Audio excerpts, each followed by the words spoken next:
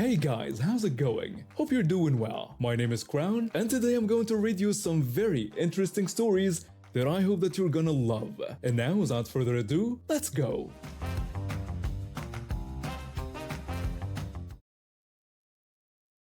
This whole mess started about 6 months ago when I was desperate for work after getting laid off from my previous job at a warehouse.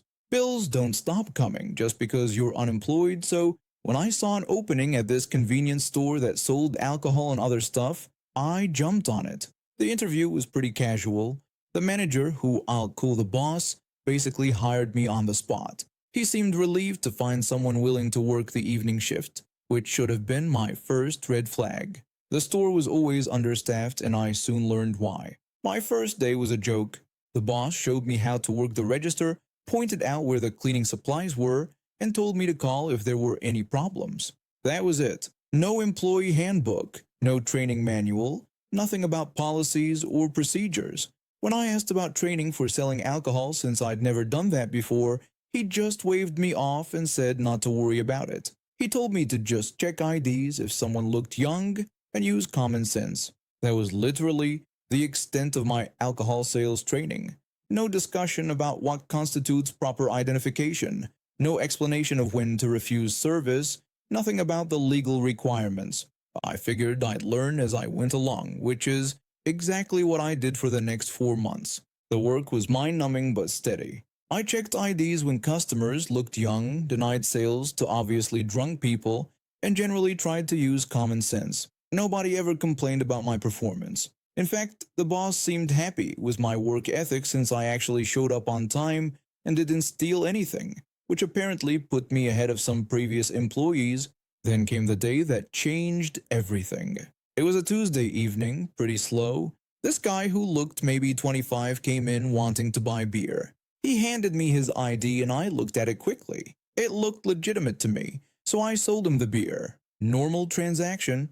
Or so I thought. The next morning I got a call at home. It was the boss, and he sounded angry. He told me I needed to come in right away because there was a serious problem. When I asked what kind of problem, he just repeated that I needed to get there immediately since I wasn't scheduled until that night. I threw on some clothes and drove to the store, my stomach in knots. When I walked in, the boss was waiting with this stern-looking woman in a business suit. She turned out to be some kind of district manager I'd never met before. The district manager told me that they were terminating my employment immediately for violating company policy regarding alcohol sales. I asked what policy and what I had done wrong. The boss explained that I had failed to properly verify identification the previous evening when selling alcohol to a minor. The guy from the night before must have been underage, and somehow they found out. But I was confused because his ID looked real to me. I told them that I had checked his ID like the boss had instructed me to do, and it looked legitimate. The district manager said that according to company policy, I was required to examine identification thoroughly, check for signs of tampering, and verify the customer's age calculation. She claimed I had failed to follow proper procedure. I asked what company policy she was talking about, since nobody had ever shown me any written policy about checking IDs. That's when things got really weird. The district manager pulled out this thick folder and started flipping through pages. She told me that all employees were required to review and sign acknowledgement of their alcohol sales policies during orientation. I said that I had never signed anything like that and had never even seen a policy manual. The boss claimed that, of course, I had signed it because it was standard procedure. I denied this, explaining that I had never received any paperwork to sign except my tax forms. The district manager kept shuffling through her papers, looking increasingly frustrated. After several minutes of awkward silence, she closed the folder. She said that regardless, ignorance of policy was not an excuse, and my employment was terminated. I asked if I could see this policy they were talking about and requested to see where I had supposedly signed it. The district manager said that wasn't necessary and told me to turn in my uniform and name tag. Something felt very wrong about the whole situation. They were firing me for breaking a rule I'd never heard of, and they couldn't even show me proof that I'd been told about this rule. But I was just a part-time convenience store worker going up against corporate management. What choice did I have? I handed over my uniform shirt and walked out feeling humiliated and angry. The more I thought about it on the drive home, the more convinced I became that something wasn't right. If they had such strict policies about alcohol sales, why hadn't anyone trained me properly? Why couldn't they show me my signature acknowledging these policies? That evening, I started doing some research online. I learned that businesses selling alcohol are required by law to ensure their employees are properly trained in responsible alcohol sales. More importantly, they have to be able to prove that training occurred. I also discovered that firing someone for violating policies they were never taught could constitute wrongful termination. Over the next few days, I called several times asking for copies of my personnel file and any training documentation. Each time they gave me the runaround. The boss told me those records were confidential. When I explained that they were my records and I had a right to see what was in my file, he said he would have to check with corporate and get back to me. He never got back to me. After a week of this nonsense, I realized they couldn't produce the documentation because it didn't exist. They were trying to cover up their own negligence by blaming me. That's when I decided to take action. I contacted the state licensing authority that oversees alcohol sales and filed a complaint. I explained that I'd been fired for allegedly violating policies I was never trained on, and that the business couldn't provide proof of any training or policy acknowledgement. The investigation was thorough. An inspector visited the store and requested all training records, policy documentation, and employee files. Just like I suspected, they couldn't produce evidence that any employee had received proper alcohol sales training. The inspector also discovered that several other regulatory requirements weren't being met. 3 weeks later, I got a call from the licensing authority. The inspector wanted to let me know that they had completed their investigation. The business license for alcohol sales had been revoked due to multiple violations of training and documentation requirements. When I asked if this meant they couldn't sell alcohol anymore, the inspector confirmed that was correct. They would need to completely overhaul their training program and reapply for licensing, which could take months. I smiled. The store made a significant portion of its revenue from beer and wine sales. Without that income stream, they were in serious trouble. But I wasn't done yet. I contacted an employment attorney who agreed to take my case on contingency. Firing someone for violating policies they were never trained on, especially when the employer can't provide proof of training, is indeed illegal. We're seeking compensation for lost wages, emotional distress, and punitive damages. Last week, I drove by the store and noticed several going out of business signs in the windows. Word around town is that they couldn't survive without alcohol sales and are closing permanently. The boss is apparently scrambling to find another job. I never wanted to hurt anyone, but they brought this on themselves. If you're going to fire someone for breaking the rules, you better make sure you actually taught them the rules first. And if you're going to sell alcohol, you better make sure you're following the law. About 20 years ago, I landed a job in credit control for this massive international pizza company. You know the type? Franchise stores everywhere, all required to buy their supplies from head office where I worked. I've been a practicing pagan for most of my adult life, and like many people of faith, I wear a symbol of my beliefs, a pentagram on a silver chain around my neck. It's not huge or flashy, just a simple pendant that sometimes shows depending on what shirt I'm wearing. Most days it stays tucked under my collar, but occasionally it would peek out. Never bothered anyone before, or so I thought. There was this older woman in our department who seemed to have it out for me from day one. I genuinely couldn't figure out why. I kept to myself, did my work, was polite to everyone. But from the moment I started, she gave me these looks like I personally insulted her grandmother. Let's call her Karen because, well, you'll see why. About 3 months into the job, I was called into a meeting with my manager. He looked uncomfortable when he explained that someone had complained about my jewelry being inappropriate for the workplace. When I asked what he meant, he told me it was about my pentagram necklace. He said someone found it offensive to their religious beliefs and asked if I could avoid wearing it to work. I asked him if anyone had complained about other religious symbols, mentioning that I'd seen crosses and religious pins around the office. He told me no, that mine was the only complaint they'd received. I took a deep breath and tried to stay professional when I explained that the pentagram was a religious symbol for me too. I told him I was a practicing pagan and that this represented my faith just like a cross represents Christianity. I asked if he was really asking me to hide my religious beliefs while allowing others to display theirs. My manager looked even more uncomfortable and said he didn't want to get into a whole discussion about different religions. He asked if I could just not bring it to work to keep the peace. I agreed, saying I understood and would keep it tucked away. When I left the meeting room, guess who was lurking nearby? Karen, with this smug smile plastered across her face. She told me it was about time someone said something, declaring that this was an office, not a fashion show, and that I should keep my devil worship at home where it belonged. I wanted to correct her about what a pentagram actually represents versus what she was thinking of, but I could see there was no point. The woman had made up her mind. I simply told her no problem, that I'd keep that in mind. She responded that some people in the office had real beliefs, not whatever nonsense I was into. I went back to my desk, tucked my pentagram under my shirt, and got back to work. But I wasn't angry. I was patient, because I knew my moment would come, and when it did, I'd be ready. 3 days later, Karen walked into work wearing a brand new silver cross necklace.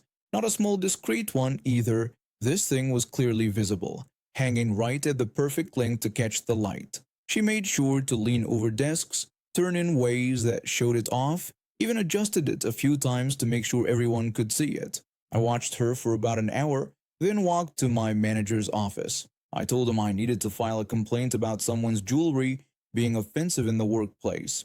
When he asked what I meant and who I was talking about, I explained that Karen was wearing a cross necklace, and that someone who wasn't Christian, I found her outward display of faith offensive in our work environment. My manager looked confused and said it was just a cross, that crosses were normal. I reminded him that my pentagram was just a pentagram, but apparently that wasn't normal enough. I pointed out that he'd told me this was a workplace, not a place for religious expression, so I wanted to know why her religious jewelry was acceptable when mine wasn't. I emphasized that this was supposed to be a professional environment, not a church, and asked why every non-Christian employee should be subjected to her religious symbols. I could see the wheels turning in his head when he realized the corner he'd painted himself into. He stammered that it was different somehow. I asked him how exactly it was different, explaining that he'd said someone complained about religious symbols being inappropriate, and now I was complaining about religious symbols being inappropriate. I told him that either we allow religious expression for everyone, or we don't allow it for anyone, but he couldn't have it both ways. The poor guy looked like he wanted to crawl under his desk and said he'd talk to some people and get back to me. Over the next few days, there were several hushed meetings. I could see Karen getting called in, looking increasingly frustrated each time. Other managers got involved, and I'm pretty sure someone finally explained to them that they couldn't selectively ban religious symbols based on which religion they personally approved of. About a week later, my manager called me back in. He told me they'd reviewed the situation and that I was right.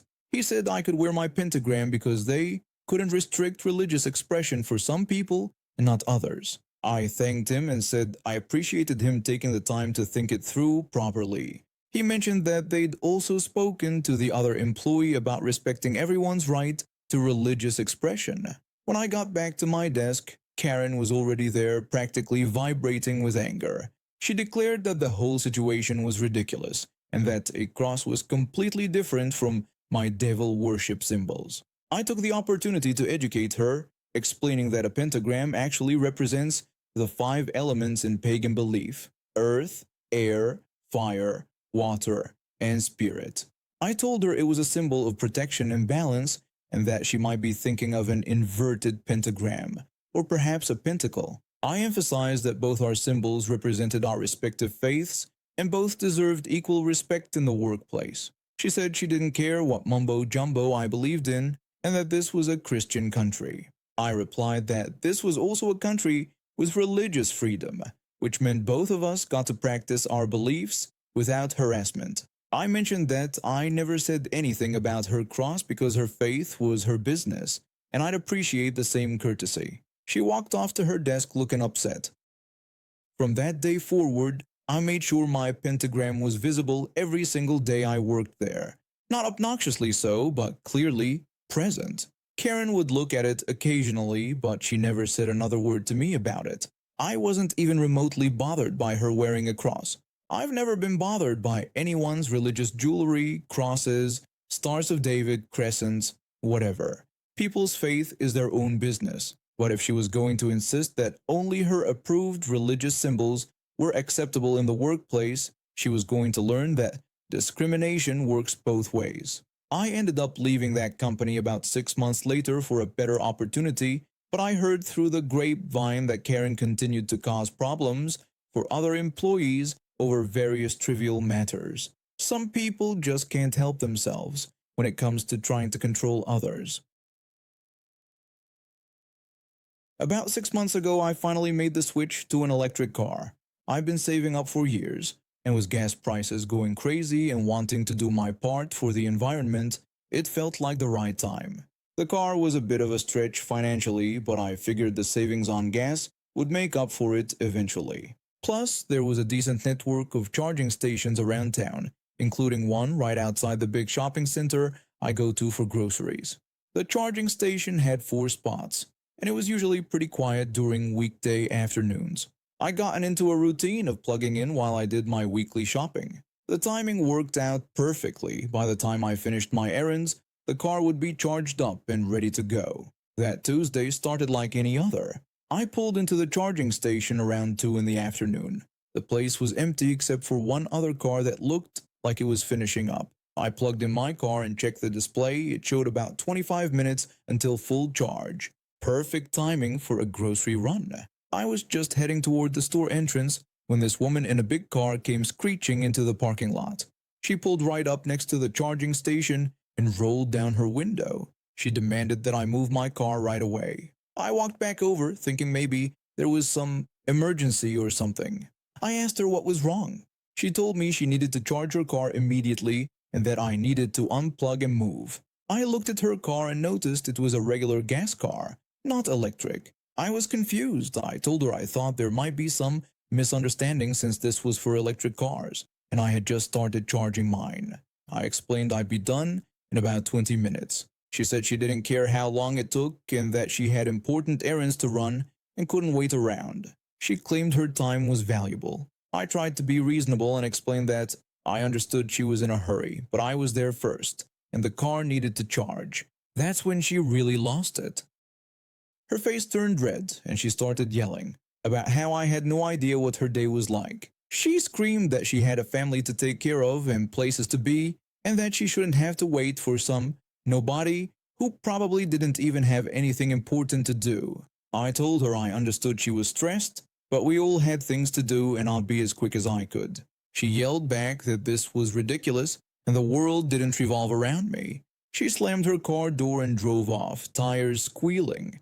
I went ahead with my shopping, keeping an eye on the time.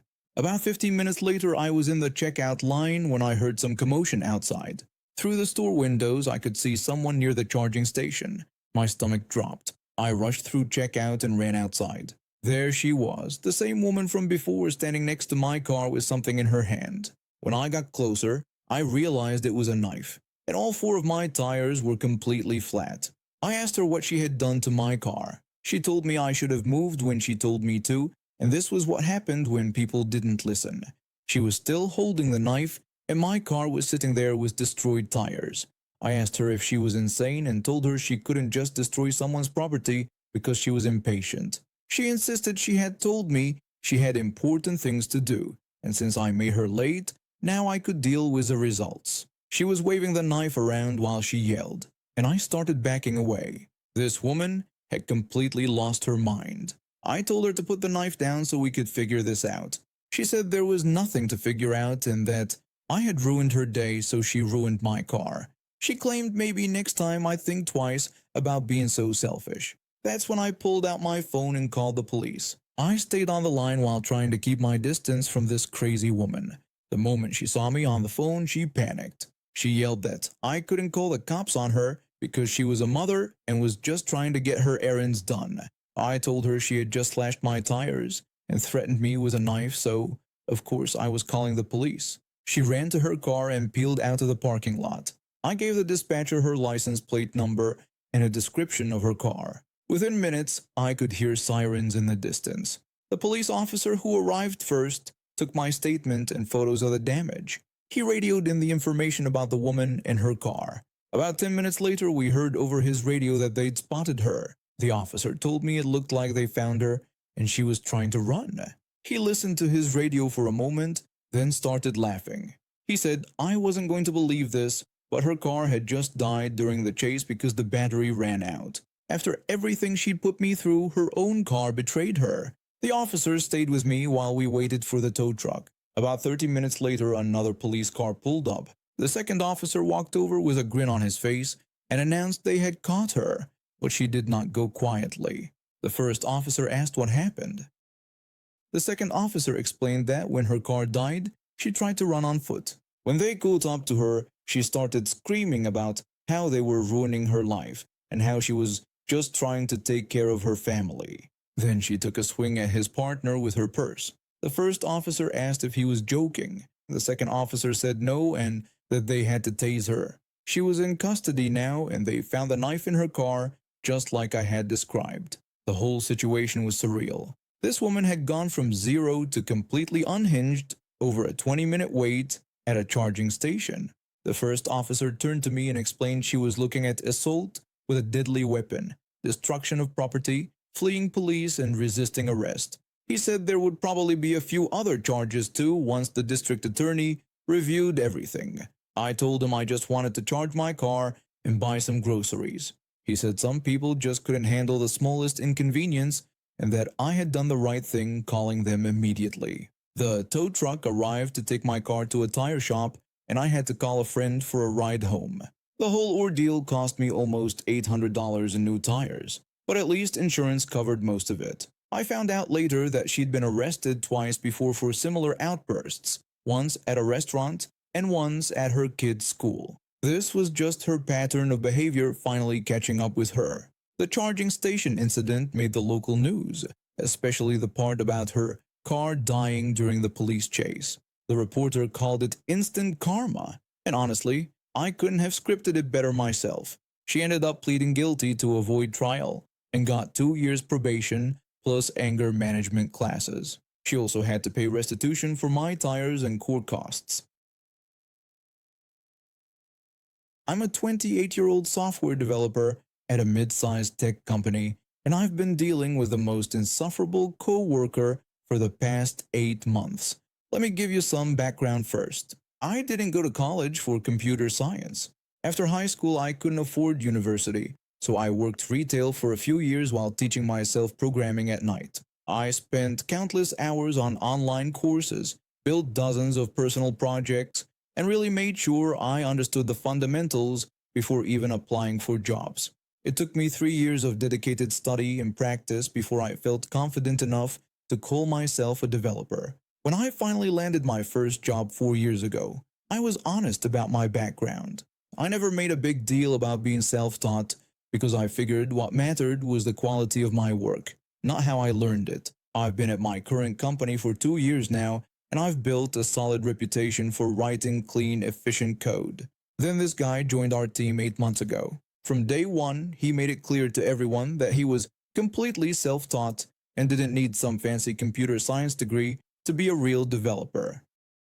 He'd bring it up in casual conversations, during code reviews, even at lunch. He constantly talked about how self-taught developers were actually better than college graduates because they learned what they needed in the real world, not theoretical nonsense. At first, I tried to be supportive. I knew how hard it could be to break into tech without a traditional background. But the more he talked, the more I realized something was off. He'd use technical terms incorrectly, make bold claims about best practices that were completely wrong, and whenever someone tried to give him feedback, he'd dismiss it by saying he already knew about whatever design pattern or concept they mentioned, and had been using it for years. Except he clearly hadn't, because his code showed no evidence of understanding basic programming principles. The breaking point came yesterday during our weekly team meeting.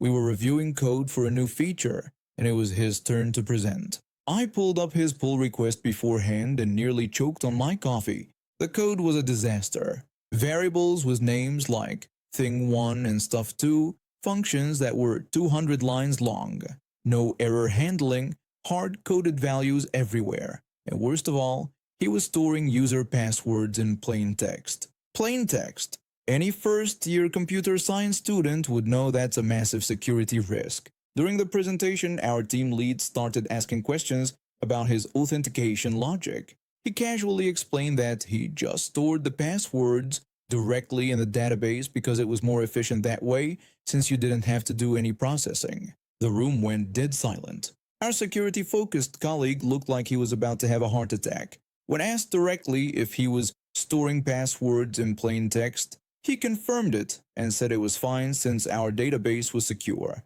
I watched our team lead's face go through several expressions before he managed to say we'd need to address that before the code went to production and suggested we continue with a review.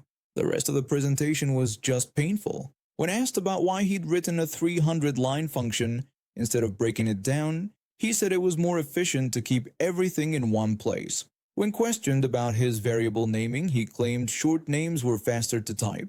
After the meeting, my boss pulled me aside and asked me to work with him to fix the code before it could be merged. He wanted me to help the guy understand why these changes were necessary. I agreed, though I wasn't looking forward to it. We sat down at his desk and I started going through the code line by line. I explained that we needed to hash the passwords because storing them in plain text was a major security vulnerability. He said he already knew that.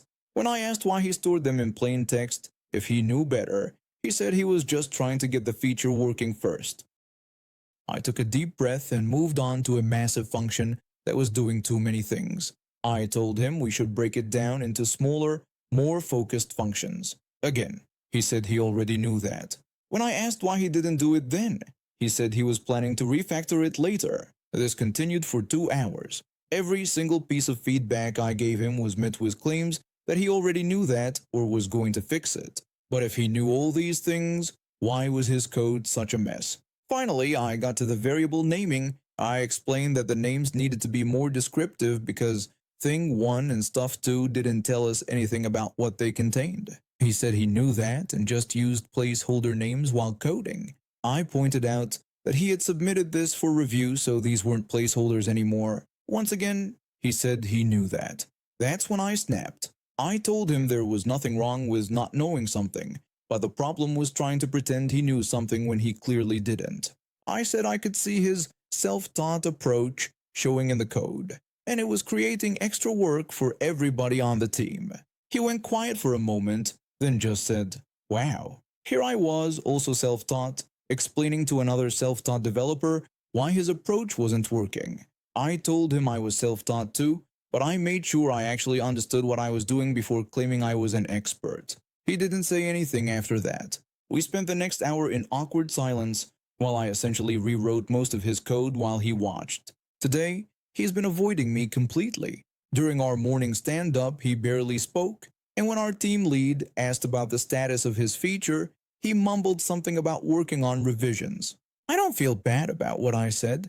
His arrogance and refusal to acknowledge his knowledge gaps were hurting our entire team. We're behind schedule because of the time we've had to spend fixing his code, and his security oversight could have put our users at risk. If he had just been honest about his skill level and open to learning, everyone would have been happy to help him improve. Instead, his ego got in the way, and now he's created this awkward situation for himself. I'm hoping this was a wake-up call for him, but honestly, I'm not holding my breath. Some people would rather protect their pride than actually get better at their job. And in a field like software development, that attitude can be genuinely dangerous. At least now everyone on the team knows what we're dealing with. Our team lead has already started requiring more thorough code reviews for his work, and I suspect his next performance review isn't going to be very pleasant. Maybe he'll finally realize that being self-taught isn't an excuse for writing terrible code. It's supposed to mean you took the initiative to learn something on your own. not that you get to skip learning the fundamentals entirely. I'm 26 and currently in medical school, living in what's probably one of the most expensive cities on the planet. My studio apartment is barely 400 square feet, and I'm not exaggerating when I say you can touch both walls if you stretch your arms out wide enough. Let me give you some background on my parents. They're multi-millionaires who built their wealth from nothing, which sounds impressive until you realize they use that success as an excuse to neglect their children. From age 12 onwards, I basically had to raise myself while also taking care of my younger siblings. My father treated me more like a partner than a daughter, expecting me to handle household responsibilities, emotional support, and decision making that no kid should deal with. My mother was either working or completely checked out. When I turned 18, I made the decision to move out and pursue my education independently. That decision came with years of guilt trips, threats to cut me off completely, and emotional manipulation that would make your head spin. They kept telling me about everything they'd done for me and how much they'd sacrificed to give me opportunities. The irony wasn't lost on me. True to their word, they cut me off financially the moment I left. Since then, I've been working part-time jobs while maintaining a full course load in medical school. I'm talking about studying 12 to 14 hours a day, then rushing to work evening shifts at a local clinic just to afford ramen noodles and rent. Every week is a struggle to cover basic necessities, but I've managed to make it work because I had to. The cost of living here is absolutely insane. My tiny studio costs more per month than most people pay for a 3-bedroom house in other parts of the country. I sleep on a futon that doubles as my couch, my kitchen is basically a hot plate and mini fridge, and my study space is a folding table I bought secondhand. So imagine my reaction when I got a call from my mother 3 weeks ago. She told me that they were planning to visit my city next month for a business conference and would be staying with me for 5 days. Not asking if they could stay, telling me they would be staying. I explained that I couldn't accommodate them because I didn't have space for guests. She brushed off my concerns and said it was ridiculous since they were my parents. When I tried to explain that I literally lived in a studio apartment with no room for anyone else, especially during my midterm week, she handed the phone to my father. He reminded me that they had raised me for 18 years and that providing them a place to stay for 5 days was the least I could do. He complained about how expensive hotels were in the area. I almost laughed out loud at these people who refused to help me pay for groceries, complaining about hotel costs while sitting in their $1 million home. I told him I understood hotels were expensive, but that I genuinely could not accommodate them in my 400 square foot apartment. He called me selfish and ungrateful, saying they would make it work somehow. My mother got back on the phone and said they had already bought their plane tickets and weren't changing their plans. When I said they would need to book a hotel because they couldn't stay with me, the conversation ended badly. That was 3 weeks ago. Since then, they called me almost daily with the same pattern of guilt trips about family obligations, accusations about my selfishness, and threats about how disappointed they were in the daughter they raised. The thing is, they barely raised me. I was making my own meals, doing my own laundry, and getting myself to school by middle school. When I got sick, I took care of myself. When I needed help with homework, I figured it out alone. They were physically present in the house, sure, but emotionally and practically absent. 2 days ago, my mother called with an update. She told me they had decided to rent a car at the airport and would be arriving Thursday evening around 7. I reminded her that I had already told them they couldn't stay with me, but she dismissed my concerns with a casual comment about how they would see about that when they got there. The casual dismissal in her voice made my blood boil. This was exactly the kind of boundary-stomping behavior I'd dealt with my entire life. They had never seen me as an independent person with my own needs and limitations. Yesterday, I made a decision. I called my landlord and explained the situation without going into too much detail. I asked whether I should call building security first or the police if family members showed up uninvited and tried to force their way into my apartment. He told me to call security first since they dealt with this kind of thing more often than I'd think. and they would call police if the people refused to leave the building. I also reached out to my study group and arranged to stay with a classmate for the weekend just in case things got ugly. Thursday evening came and sure enough my phone started ringing at 6:45. My father said that they were in the lobby of my building and demanded that I come down and let them in. I reminded him that I had told them weeks ago they couldn't stay and that they needed to leave and go to their hotel. He told me they didn't have a hotel and said I needed to let them up right now. I refused, explaining that they had shown up without permission when I explicitly told them not to come. My mother took the phone and called the situation ridiculous, demanding that I let them up immediately since they were my parents, standing in a lobby with their luggage. I told her that they had chosen not to book accommodations despite knowing they couldn't stay with me and that wasn't my problem to solve. Then I hung up and called building security. The security guard told me they had two people in the lobby claiming to be my parents who were demanding access to my apartment. I explained that they didn't have permission to be there and that I had told them multiple times they couldn't stay with me. Security said they would handle it. About 20 minutes later, security called back to let me know my parents had left the building. They weren't happy about it, but they were gone. An hour later, my father was calling again. He told me they were at a hotel now, but that this conversation wasn't over. He said I had embarrassed them and disrespected everything they'd done for me. I pointed out that they had embarrassed themselves by showing up uninvited and making demands. My mother got on the phone and complained that they had flown across the country to see me. I corrected her by explaining that they had flown across the country for a business conference and decided to impose on me without asking. My father brought up everything they had sacrificed for me again, and that was my breaking point. I asked him what exactly they had sacrificed, pointing out that they were absent for most of my childhood while I raised myself and my siblings when they focused on building their business. I reminded him that they cut me off financially the moment I became an adult, and yet expected me to provide free accommodation in an apartment I could barely afford. My mother was outraged that I would speak to them like that.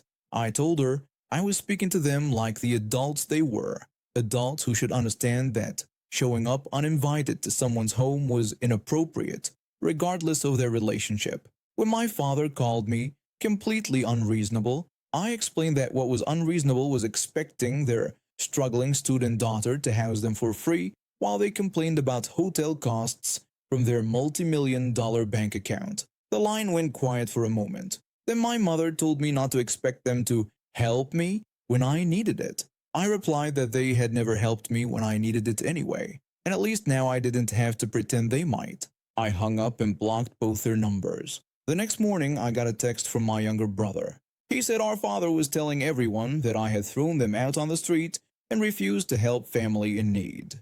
He wanted me to know that he thought I had done the right thing. My parents spent the weekend at a luxury hotel that cost more per night than I spend on groceries in a month, all while complaining to relatives about their ungrateful daughter who wouldn't let them crash on her floor. The irony is incredible. They raised me to be independent by neglecting me, then got angry when I actually was independent. They taught me that I couldn't rely on them for support, then expected me to provide support I couldn't afford to give. I'm back to my normal routine now, studying, working, and barely making ends meet. The difference is that I no longer have to deal with phone calls demanding things I can't provide. My tiny studio apartment feels peaceful again, and my stress levels have dropped significantly. They wanted to visit the city without proper planning. They got to pay luxury hotel prices. They wanted to maintain a relationship built on demands and guilt trips. They got blocked numbers and radio silence. My brother texted me yesterday saying they're already planning another business trip to my city next year and asking if I've come to my senses yet about family obligations. I haven't responded. I think my silence says everything that needs to be said. And now we have reached the end of today's stories. Thank you for watching, and see you next time.